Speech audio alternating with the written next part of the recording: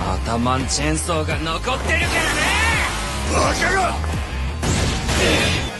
アンガとな、バーカ信じるなってな。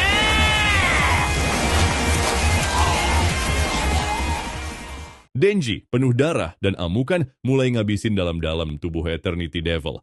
Dia mulai membabat tubuh iblis itu habis-habisan. Tapi Eternity Devil juga nggak kalah, dia terus-terusan ngoyak Denji sampai hancur. Tapi ya seperti biasa, Denji itu nggak peduli. Dia terus regenerasi dengan cara ngisep darah iblis itu kayak air mineral. Serius, siapa yang bisa ngalahin ketahanan mental Denji kan? Nah, sementara itu, kita dikasih flashback ke masa lalu Himeno, si anggota Public Safety Devil Hunter yang udah berpengalaman. Dia inget banget waktu jalan ke kuburan partner-partnernya yang udah mati, dan si mentor, Kishibe, ngomong kalau kebanyakan pemburu iblis yang waras itu pada akhirnya mati. Kishibe juga bilang kalau Aki itu sedikit gila karena pengen bunuh Gun Devil. Pasti lo bisa bayangin gimana kecewanya Himeno pas dia ngajak Aki untuk hidup lebih tenang, tapi Aki tetap ngeyel mau ngebunuh Gun Devil. Kembali ke masa kini, Himeno tiba-tiba ngerasa lega. Kenapa? Karena dia sadar kalau Denji yang agak gila ini ternyata bisa jadi orang yang tepat buat bunuh Gun Devil tanpa bikin Aki terancam. Nah, setelah 3 hari penuh kekacauan, Denji akhirnya berhasil ngebunuh Eternity Devil yang udah hancur itu, dan si iblis langsung nyerah dan kasih hatinya supaya penderitaannya selesai. Dia berhasil mengakhiri semuanya. Setelah itu, mereka semua ke restoran buat ngumpul bareng dan saling kenal. Meskipun suasana di restoran itu cukup seru, tiba-tiba ada momen yang bikin ngeri, terutama pas Kobeni yang ketakutan dengar cerita Fushi, anggota veteran yang dengan santainya nyebutin kalau Ruki dia baru aja dibunuh. Hidup pemburu iblis memang gitu ya, nggak ada yang aman. Nah, ada lagi yang nggak kalah absurd. Himeno yang udah mabok berat mulai nyerocos ke Denji. Dan yang lebih parahnya lagi, dia kasih Denji ciuman, tapi dia malah muntah di mulut Denji. Apes banget. Denji yang kebanyakan alkohol langsung pingsan, dan Himeno yang masih ngaco karena mabok bawa Denji ke apartemennya. Terus, dia ngelakuin hal yang lebih liar lagi, dia nawarin diri buat berhubungan seks sama Denji, tapi ya, kita semua tahu apa yang terjadi setelah itu kan? Pagi yang canggung banget setelah kejadian semalam. Himeno, si wanita yang udah mabok berat itu, tiba-tiba lupa semua yang terjadi sebelumnya. Termasuk tawaran gila yang dia berikan ke Denji. Bangun-bangun, dia cuma minta jadi temen Denji. Denji yang gak mau ketinggalan kesempatan, langsung setuju buat bantu Himeno deketin Aki, asal Himeno bisa bantu dia deketin Makima. Sungguh transaksi yang penuh tipu muslihat. Tapi itu baru permulaan. Lanjut ke masalah yang lebih serius, Gun Devil mulai bergerak. Dia ngatur serangan besar-besaran buat menghabisi para pemburu iblis Tokyo Public Safety, karena mereka makin dekat dengan lokasinya. Dan di sini, kejadian bener-bener ngeselin dimulai. Seluruh warga Tokyo yang punya senjata ilegal mulai ngebunuh pemburu iblis satu-satu. Makima yang lagi dalam perjalanan ke Kyoto tiba-tiba ditembak. Yes, lo nggak salah dengar, Makima ditembak dan kita tahu betapa pentingnya dia buat cerita ini. Jadi ini bikin ketegangan naik gila-gilaan. Sementara itu, Denji yang lagi santai di kafe tiba-tiba ditembak di kepala sama cucu dari bos Yakuza yang dulu dia bunuh. Bener-bener drama banget. Himeno yang juga ada di situ langsung ditembak di dada. Apes banget.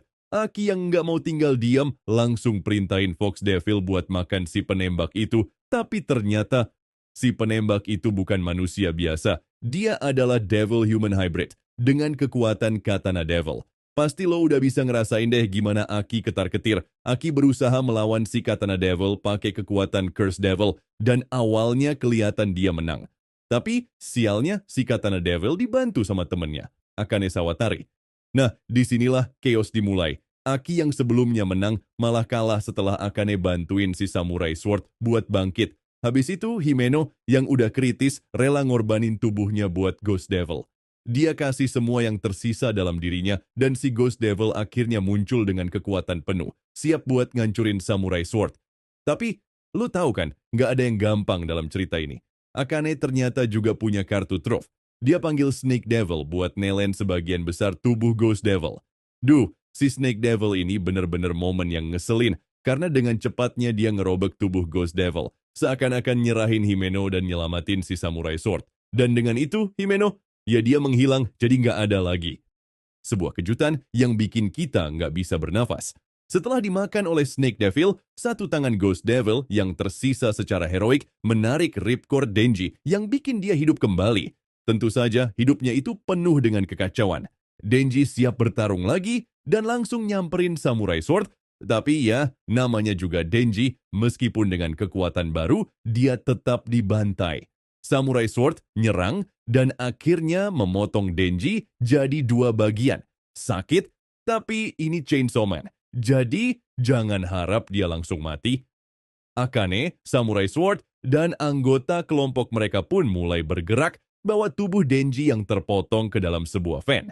Sementara itu, di Kyoto, kita tahu kalau Queen Makima masih hidup dan udah selamat dari serangan para penyerangnya. Nggak cuma itu, dia juga ngabisin mereka semua, dan akhirnya sampai di Kyoto. Setelah bertemu dengan Yutaro Kurose dan Michiko Tendo, dua pegawai public safety yang ada di Kyoto, dia nyuruh mereka ngumpulin para narapidana yang sudah dijatuhi hukuman mati di sebuah kuil di ketinggian tinggi. Gila, Makima ini memang nggak pernah main-main. Nah, balik ke van, kita mulai lihat hal yang bener-bener aneh. Anggota geng Akane mulai meledak satu persatu, kayak bom yang meledak dengan sendirinya. Hanya tinggal Akane dan Samurai Sword yang masih berdiri. Akane yang shock banget coba untuk memastikan apakah Makima benar-benar mati dan dalam prosesnya dia sadar kalau dia sendirilah yang jadi penyebab ledakan itu. Makima ternyata udah mengendalikan semuanya dari kejauhan. Di kuil, Makima dengan penuh ketenangan nyuruh narapidana untuk menyebutkan nama anggota geng yang udah meledak. Dengan itu, dia melakukan ritual yang secara simbolis membuat mereka mati.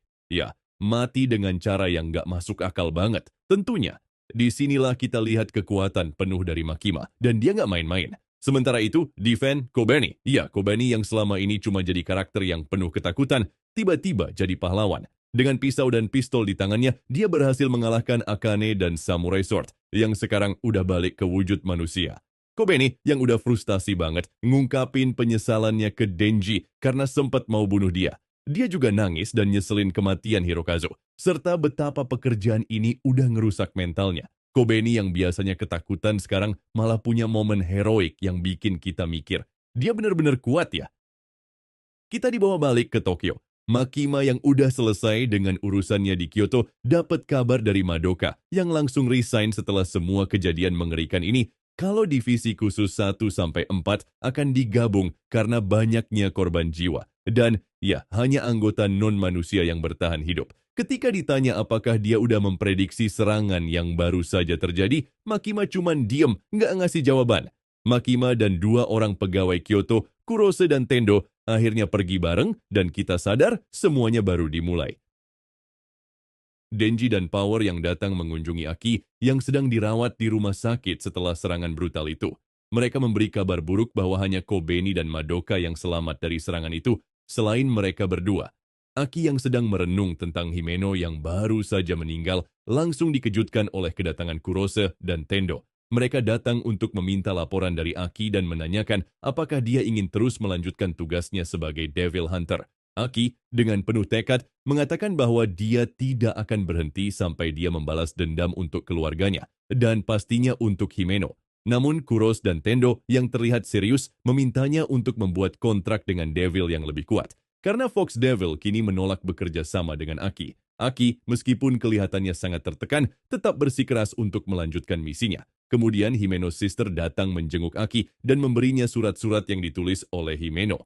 Ternyata Himeno sudah mencoba menyelamatkan Aki dari pekerjaan berbahaya ini, dan surat-surat itu mengungkapkan betapa Himeno peduli padanya. Lalu kita disajikan dengan sebuah kejutan. Makima membawa Denji dan Power ke pemakaman untuk bertemu dengan Kishibe, Devil Hunter dari Division 1 yang juga merupakan mentor Aki. Dan siapa yang tak kenal dengan Kishibe, si Devil Hunter terkuat yang selalu terlihat dingin dan serius. Kishibe langsung memulai pelatihan dengan cara yang sangat brutal. Dia membunuh Denji dan Power berkali-kali tanpa ampun. Setiap kali mati, mereka harus bangkit dan melanjutkan latihan. Kishibe hanya bilang, lebih kuat atau lebih mati.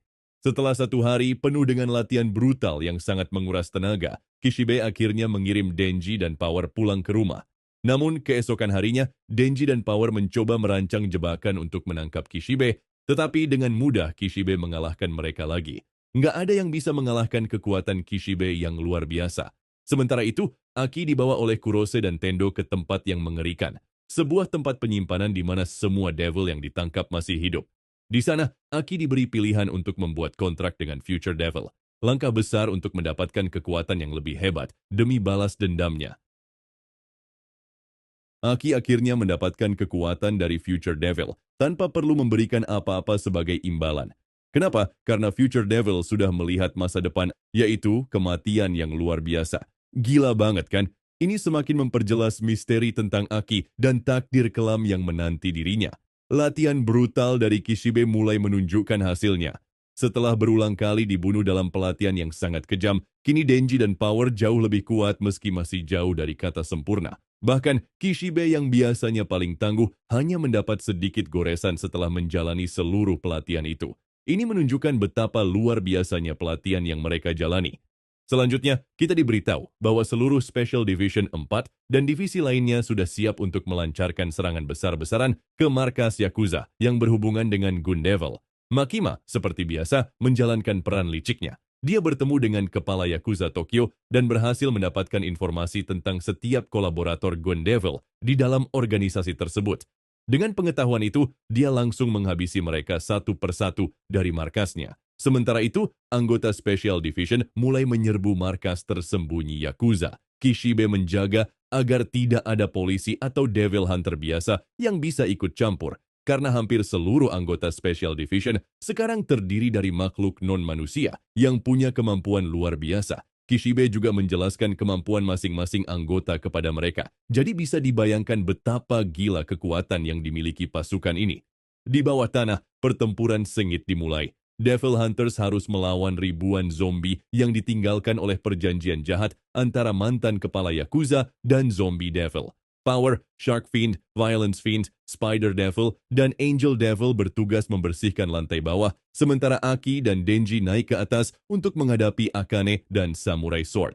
Aki pertama kali berhadapan dengan Akane yang menggunakan Snake Devil untuk mengeluarkan Ghost Devil dan menyerang Aki. Sayangnya Ghost Devil sangat kuat dengan banyak lengan yang hampir membuat Aki kewalahan.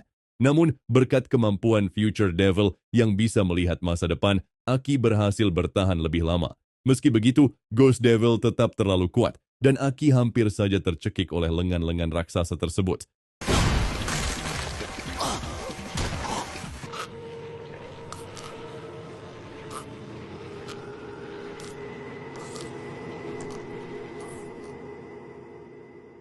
Aki yang akhirnya bisa mengalahkan Ghost Devil setelah mengatasi rasa takutnya. Ketika mengenang Himeno, Aki mampu mendekati Ghost Devil tanpa perlawanan dan memotong kepalanya dengan tebasan yang sangat tajam. Sebuah momen yang emosional, di mana Aki berhasil mengatasi ketakutannya dan membuktikan dirinya lebih kuat. Tak lama setelah itu, Akane mencoba membunuh Aki dengan Snake Devil-nya, tetapi Kobeni muncul secara tiba-tiba dan mengarahkan pisau ke leher Akane. Aki, yang masih penasaran dengan keputusan Kobeni untuk tetap berada di public safety, bertanya mengapa dia memilih untuk tetap bergabung. Kobeni dengan santai menjawab bahwa dia tetap di sana karena bonus besar yang akan segera datang.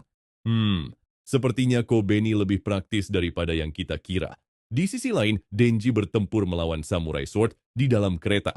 Setelah pertarungan yang seru, Denji berhasil mengalahkan Samurai Sword dengan menggunakan bilah chainsaw yang tumbuh dari kakinya.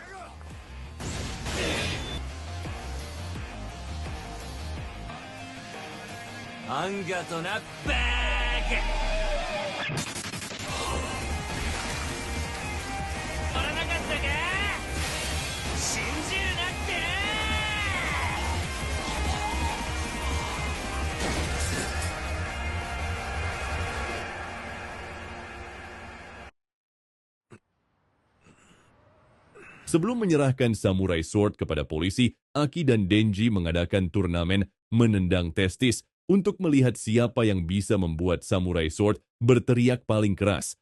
Aksi kocak ini memberikan sedikit hiburan di tengah ketegangan yang terjadi.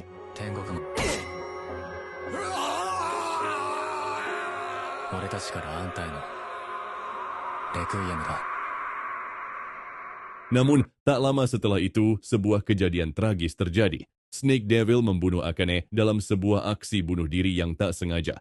sebelum dia sempat mengungkapkan informasi lebih lanjut tentang Gun Devil. Momen ini membuat kita bertanya-tanya tentang hubungan antara Akane, Snake Devil, dan Gun Devil yang semakin misterius. Sementara itu, Makima mengungkapkan sesuatu yang sangat penting. Mereka akhirnya berhasil mengumpulkan daging Gun Devil dari misi sebelumnya, dan dengan tambahan daging yang mereka miliki, mereka kini dapat melacak lokasi Gun Devil dengan lebih akurat. Ini adalah langkah besar dalam pencarian mereka, dan bisa jadi akan membawa mereka lebih dekat pada musuh yang selama ini menjadi misteri besar. Di akhir episode, Denji mengalami mimpi aneh di mana dia melihat sebuah pintu di sebuah gang, namun suara Pochita memperingatkannya untuk tidak membuka pintu tersebut. Denji pun terbangun dengan rasa penasaran yang lebih mendalam. Tak hanya itu, sebuah suara wanita terdengar bertanya kepada Denji, apakah dia lebih memilih menjadi tikus desa atau tikus kota? Sebuah pertanyaan yang penuh makna mungkin akan memberi petunjuk lebih lanjut tentang perjalanan hidup Denji ke depan. デンジ絶対に開けちゃダメだ。